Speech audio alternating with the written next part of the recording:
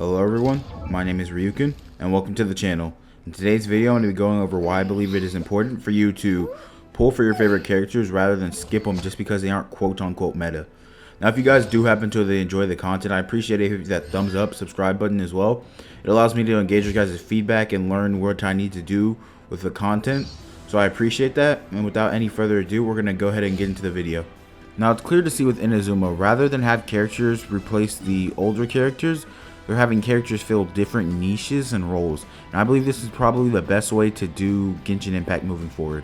This can be seen in characters kits such as Yoimiya's ICD not working, Kokomi not being able to crit, Ito being the first 5-star main DPS to rely on defense, Raiden not working with Beidou. There's a lot of examples where you can see they were trying to push something new, but it wasn't effective enough.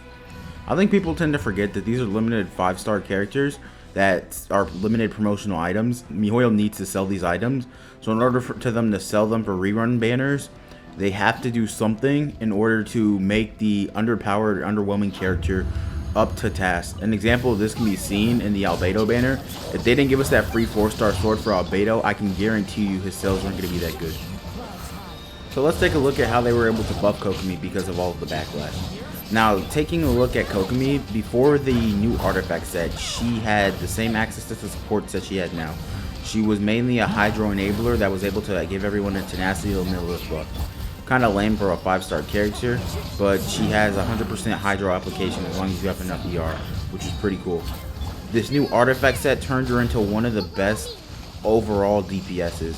So for any content in the game, Kokomi's able to solo it because she has access to one of the highest HP pools, as well as consistent damage over crit rate and crit damage. I think this was a very nice niche to pull for, and this is a really interesting concept. However, the scaling wasn't there to put this into effect. The new artifact set gives her enough damage to not scoff at.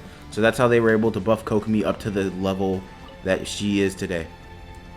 Now with Yoimiya, what they were shooting for is someone fundamentally different from the other 5-star characters. Now if we take a look at the Luke, Klee, and Hu Tao, they all rely on Vaporize to do big chunks of damage. However, with Yoimiya, they intentionally had her ICD be bad or average. That way she could do something different than the other 5-star Pyro characters. Yoimiya is less focused on Vaporize for massive chunks of damage and more focused on her big solo target damage, if that makes sense. With Yoimiya, the way they were able to buff her is with Yujin. Yujin will quite literally, at C6 with all the buffs and everything, triple Yoimiya's damage, which is insane to think about. Because now she'll finally be on the same level as the other 5-star Pyro characters without necessarily doing Vaporize, which is really crazy to think about. So at the end of the day, what I'm trying to convey is if there is enough backlash, or if a character or certain playstyle doesn't work, they will eventually buff it up. With enough backlash, of course, they will buff it in order to make it on the level of where it's supposed to be, where it's kind of balanced and even.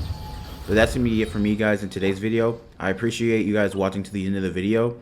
Feel free to like, comment, subscribe, do all that good stuff. It helps me see where I need to grow the content, like I said before. Feel free to join the Discord. But that's going to be it for me, guys. I'll catch you guys in the next one. Later.